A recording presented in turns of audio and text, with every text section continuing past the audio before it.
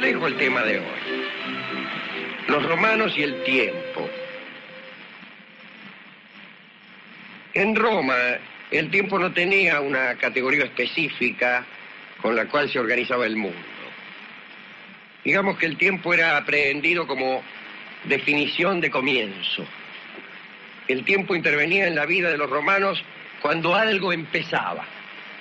Era para saber cuándo empezaban las cosas. Y además todo dependía, conforme a las creencias romanas, de la forma según la cual se iniciara una empresa. Entonces convenía tomar la mayor cantidad posible de garantías antes de empezar cualquier cosa. Y por eso la mayor parte de la religión romana estaba consagrada a la búsqueda y a la interpretación de los presagios. A diferencia de los griegos, los romanos no utilizaban adivinos, ni profetas, ni oráculos. En Roma los presagios eran dados por signos naturales, es decir, por relámpagos, truenos, el vuelo de los pájaros, la disposición de las entrañas de estos, etc. Y el término auspicio significaba observación de aves. El cielo era el ámbito de Júpiter y era a él a quien se interrogaba para dar comienzo a una acción. De esta manera es que a los romanos solo les interesaba el ápice vertiginoso del tiempo, el presente. No poseían una mentalidad histórica, no creían en un tiempo transformador de los hombres y de las cosas, ni siquiera en una historia de la humanidad. Solían decir que los pueblos felices no tenían historia. El ideal del pueblo romano era un mundo estable, un orden perpetuo. Y ahí esa tendencia a la codificación aparece con los romanos. Y el tiempo aparecía como el marco de una alternancia entre la ocupación y el ocio, entre el esfuerzo y el descanso, pero nada más. Quiere decir que el único tiempo de Roma era el que se dividía por la acción. Por ejemplo, el año tenía dos estaciones. La estación de la guerra, de marzo a octubre, el verano. Y la estación de octubre a marzo, el invierno, cuando normalmente el ciudadano permanecía en su casa. El verano era la estación de los esfuerzos. Se trabajaba la tierra, se construían grandes obras, se guerreaba. Y el invierno era el descanso, el otium, el ocio. Así como el año se dividía en dos grandes partes, lo mismo sucedía con el día. La tarde era para descansar, el otium. Y la mañana era el tiempo de acción, del trabajo, del negocio. El ocio y el negocio. Los griegos contaban el tiempo transcurrido, pero los romanos casi no. Por ejemplo, en los juicios, los litigantes griegos tenían derecho a igual cantidad de tiempo para hacer uso de la palabra. En Roma el tiempo de uso de la palabra no estaba limitado. Los discursos no se sujetaban a cánones temporales. Tampoco se contabilizaban las horas. En el latín más primitivo no había ninguna palabra para designar hora. El mayor parámetro que tenían para ubicarse en el día era el mediodía. Todas las acciones públicas o privadas debían comenzar antes de ese momento. Había un tipo que estaba encima de unas escalinatas ahí en la vieja curia. Él era un alguacil era. Y andaba con una trompeta. ¿Sí? Y cuando el sol se alineaba justo sobre él, ¿sí? Cuando llegaba el mediodía, el tipo tocaba la trompeta y esto significaba que habían terminado los negocios. Para el resto del día los romanos confiaban en la altura del sol. A partir del mediodía el día era fácil de determinar por el sol, pero la noche no. Parece que para la noche sí se utilizaban unas velas marcadas, que entre otras cosas servían para dividir las guardias en el ejército. Quiere decir que los fragmentos de tiempo en Roma correspondían a una relación concreta con un tiempo que era el de los hombres y no el de los astros o el de los matemáticos. Si el sol ya no calentaba, era hora de ir a los baños o a la casa, así de fácil. Y así como el sol organizaba el día, la luna servía para delimitar y estructurar el mes. Ustedes saben que la luna da la vuelta a la Tierra en aproximadamente 29 días y medio. Así es que no hay coincidencia entre el tiempo solar y el cotidiano, digamos, de cada día, y el tiempo lunar mensual. No obstante, si se desea hacer comenzar el mes al principio de una jornada, bueno, se puede resolver teniendo un mes que no será exactamente de una lunación. Vamos, que el mes romano, que trataba de conciliar el sol con la luna, no tenía un número de días determinado, sino que variaba entre 29 y 30. El primer día del mes romano, llamado las calendas, diga que no se llamaba así entre los griegos. De ahí el término para las calendas griegas. Careciendo los griegos de calendas, las calendas griegas es nunca. Digo, el primer día del mes romano, llamado las calendas, correspondía a la luna nueva. Cuando los vigías, apostados por los sacerdotes, veían extinguirse la última media luna, proclamaban las calendas. Ese mismo día anunciaban cuando iban a tener lugar las nonas, es decir, el día del primer cuarto. Después venían los idus, que eran los días de luna llena, que aparecían a mitad de mes. Famosamente, Julio César fue asesinado durante los idus de marzo. Antes de la reforma de Julio César, los romanos respecto al año procedían así. El año no comenzaba ni en un equinoccio ni en un solsticio, sino en marzo, más exactamente en las calendas de marzo. Las calendas del tercer mes después del solsticio de invierno. Luego el año se desarrollaba en 10 meses de 29 o 30 días. Se llegaba así al 10º mes, diciembre, y había 2 meses muertos, enero y febrero. Enero era utilizado para las purificaciones, en que los romanos se desembarazaban del año viejo, y febrero para recibir al nuevo año con honores. Y el año nuevo empezaba en marzo. Eran 2 meses muertos, enero y febrero. Al respecto, esto lo diré después. A los romanos no les interesaba el fechado cronológico. Tampoco concebían la noción de era, como la era cristiana, por ejemplo, ¿no? Con un año cero y un origen de los tiempos. Es cierto que la antigüedad clásica contaba los años a partir de la fundación de Roma. Pero esto es mentira. Es cierto, pero es mentira. Los historiadores actuales utilizan el año de la fundación de Roma para hacer unos cálculos de una civilización a otra. Pero los romanos no hacían mucho caso de esto. Si deseaban contar los años que separaban un acontecimiento de otro, se debían enumerar hacia atrás las parejas de cónsules. Así como incluso en muchas civilizaciones también se contaba por los reinados. En Roma por los cónsules.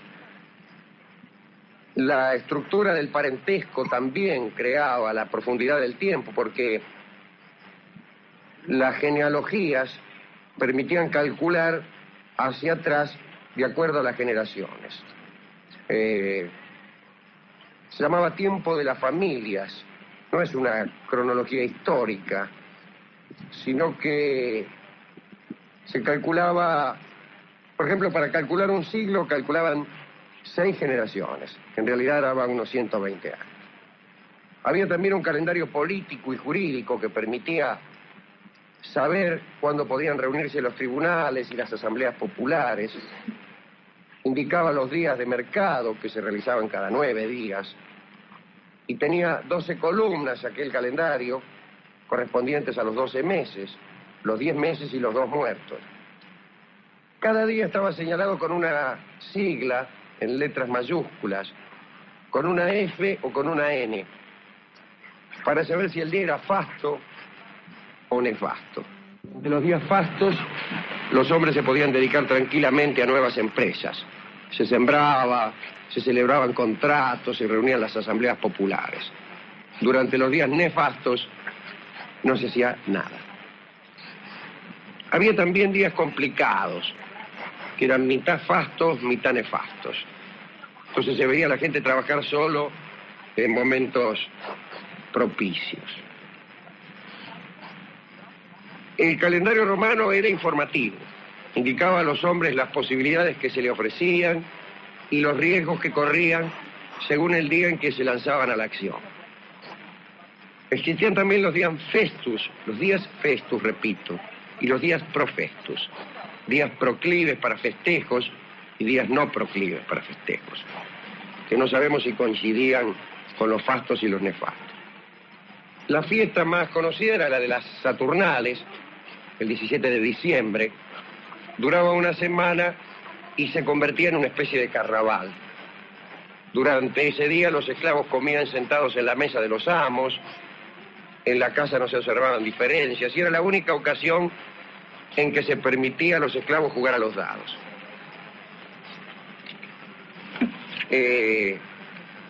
Nada era verdad ese día, ni la igualdad entre los hombres, ni los obsequios que se intercambiaban. Y el orden se restablecía al día siguiente. Esta costumbre siguió en la Edad Media, particularmente en Francia, donde había un día que no me acuerdo ahora cómo se llamaba, a ver si algún oyente culto me lo refresca, que era el día del burro, o de algo así, o del asno, de no sé qué. Donde había incluso, elegían un rey durante ese día entre los locos. No sé si se llamaba el Día del Loco. Y no sé si no era el 1 de enero. No estoy seguro de esto, ¿no? Y bueno, pasaba más o menos esto, ¿no? Los esclavos daban órdenes a sus amos, etcétera, etcétera.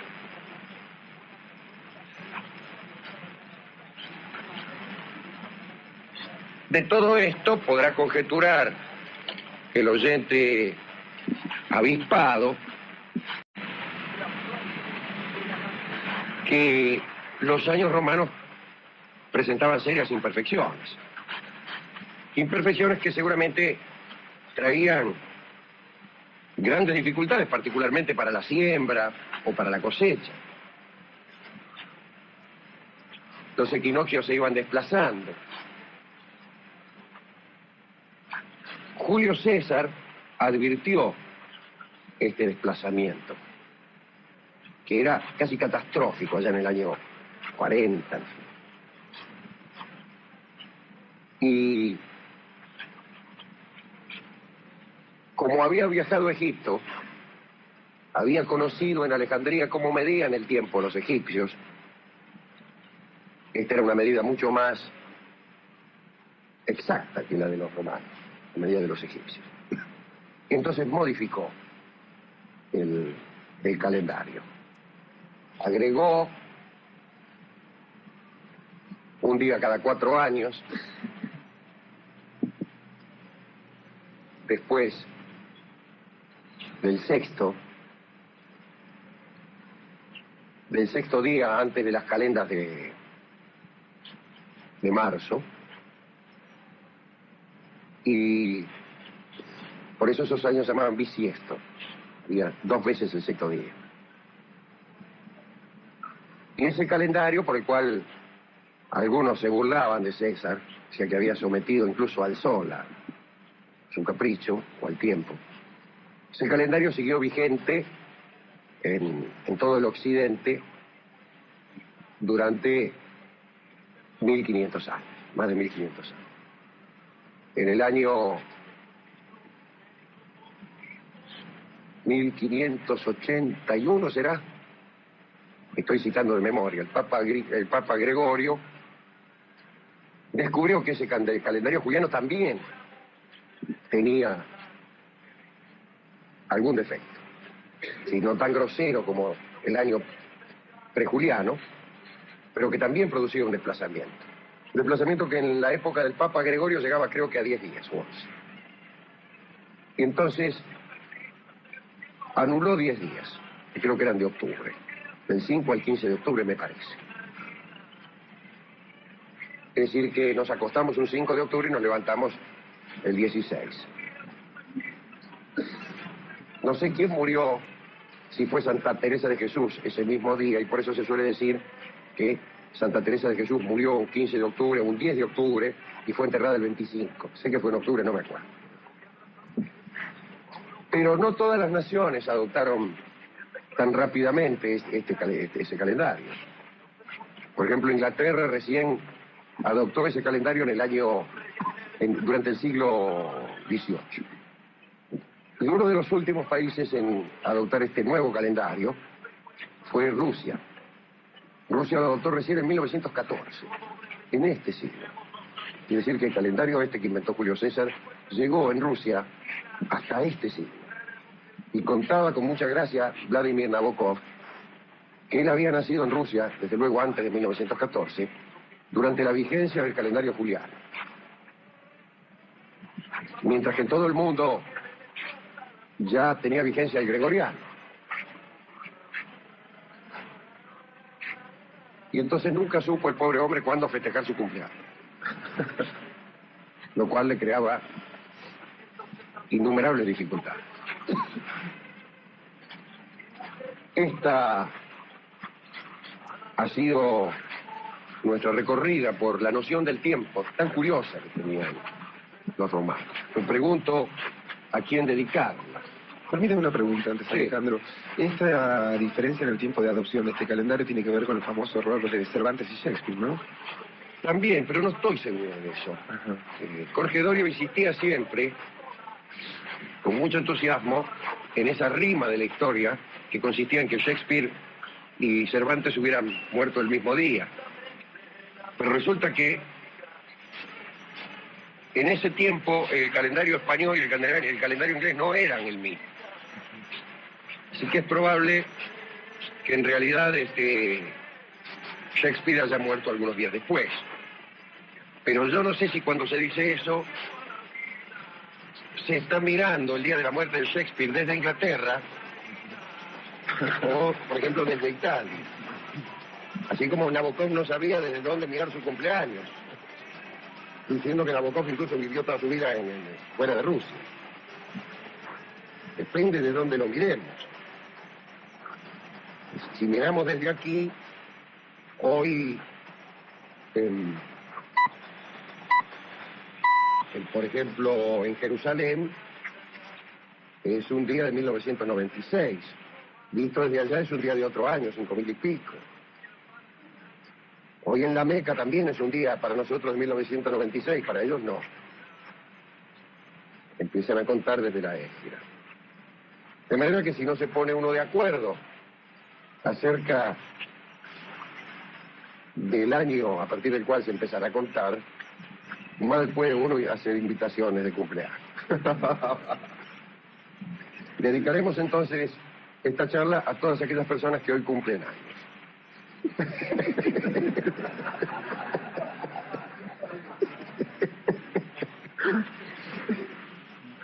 A Vladimir Nabokov y a todas aquellas personas cuyo calendario no coincide con el nuestro. Algún día hablaremos también de los otros calendarios. Siempre prometo esto y nunca lo cumplo, pero está bien.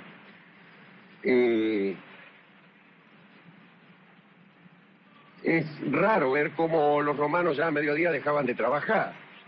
Esto nos deja la idea de un pueblo que tenía mucho tiempo para el ocio. Y sobre esto también hablaremos. Lo cierto es que en la antigüedad se trabajaba menos que ahora. Se me hablará de los esclavos, etcétera, etcétera, pero aún los esclavos. Quiero decir que el afán por progresar, esta locura de movilizarse uno de sol a sol es propia de los tiempos modernos propia del time is money y de todas esas cuestiones, ¿no? Antes no era tan así. Por eso es de envidiar aquella costumbre de tener la tarde libre.